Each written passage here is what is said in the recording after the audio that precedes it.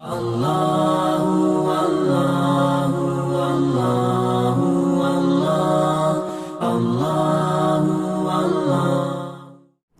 আলোচনাতে বেসিক্যালি আমরা সমকামিতার ইতিহাস নিয়ে কথা বলবো, কিভাবে এটা শুরু হয়েছিল পৃথিবীতে এবং সমকামীদেরকে যে আল্লাহ তাআলা ধ্বংস করেছেন এটা নিয়ে কথা বলবো। ইসলামী শরিয়ার দৃষ্টিকোণ থেকে এই সমকামিতার অবস্থান কোথায়, ইসলাম এটাকে কিভাবে দেখে এটা নিয়ে কথা বলবো। পাশ্চাত্যে এই সমকামিতা নিয়ে লোকজন যেই ক্রাইসিস ফেস করছে এটা নিয়ে আমরা কথা বলবো এবং সবশেষে কিছু সাজেশন আপনাদের সাথে শেয়ার করে আজকের লাইভটি আমরা শেষ করব ইনশাআল্লাহ তাআলা।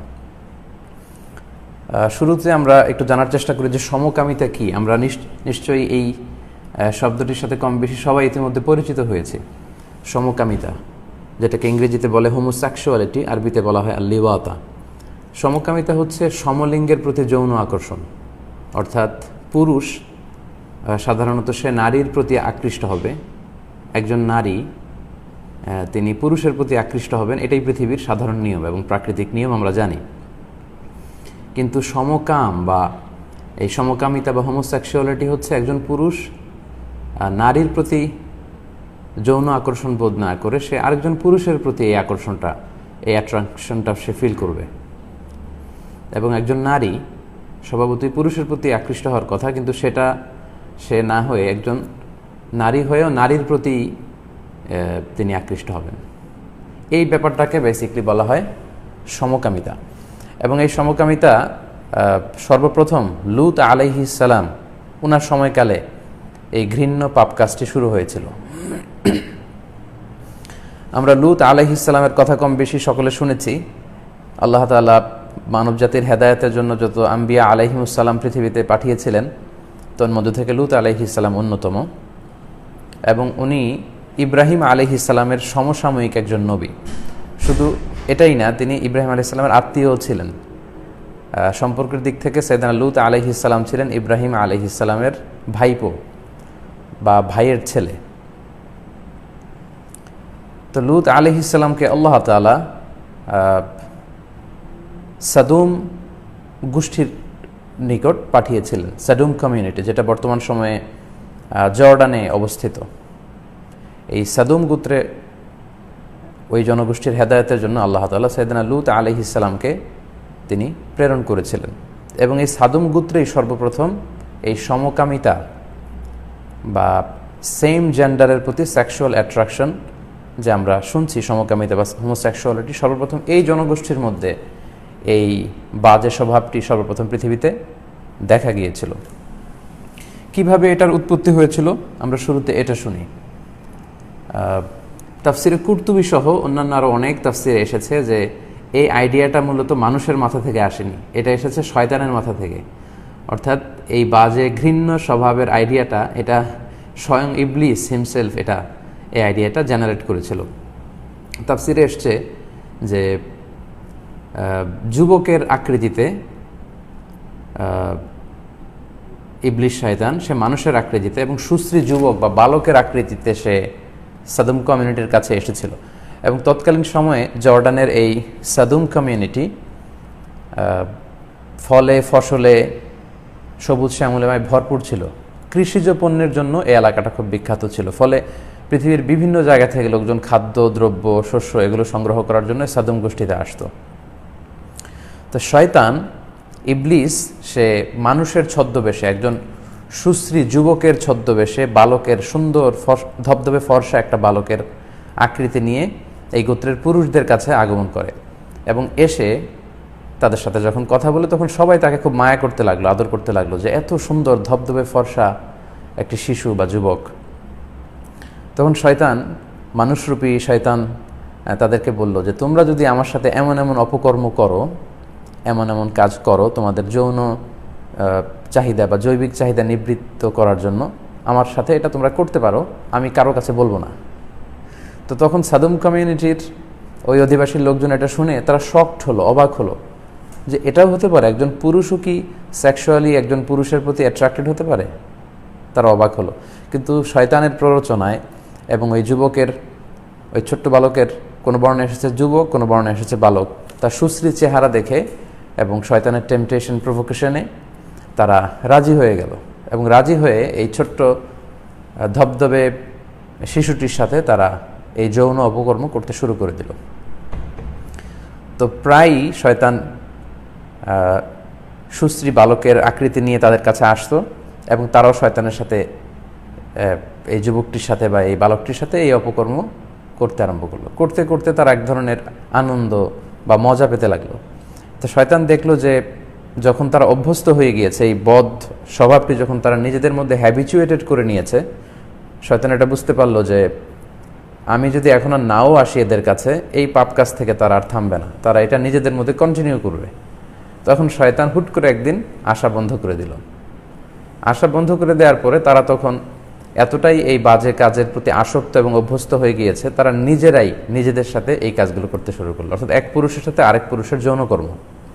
বলে আইয়াযু বিল্লাহ, নাউযু বিল্লাহি মিন যালিক। তো তখন তারা তাদের কমিউনিটির মধ্যে সুশ্রী যুবক বা বালকদেরকে খুঁজে খুঁজে এই পাপ কাজ করতে আরম্ভ করলো।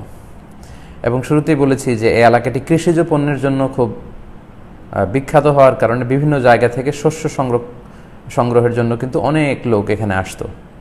ফলে আগন্তুক যারা বণিক, ব্যবসায়ী বা মুসাফির, তাদের মধ্য থেকে যদি সুন্দর সুশ্রী কোনো যুবক তারা পেত, তাদেরকে তারা আক্রমণ করত। এভাবে এই বদ খাসলাতটি, এই বদ অভ্যেসটি লূত আলাইহিস সালামের যে জনগোষ্ঠী, তাদের মধ্যে ব্যাপক হারে ছড়িয়ে পড়তে লাগলো। এবং পবিত্র কালামুল্লাহ মাজিদ আমাদেরকে কনফার্ম করেছে যে এই পৃথিবীতে লূত আলাইহিস সালামের কওমের আগে বা ওনার জনগোষ্ঠীর আগে, এলাকাবাসীর আগে পৃথিবীতে কেউই এই পাপ কাজটির সাথে পরিচিত ছিল না এবং কেউই এই পাপ কাজটি তারা জীবনে কখনো করেনি। সূরাতুল আরাফের ৮১ নম্বর আয়াতে আল্লাহ তাআলা এই বিষয়টি কনফার্ম করেছেন।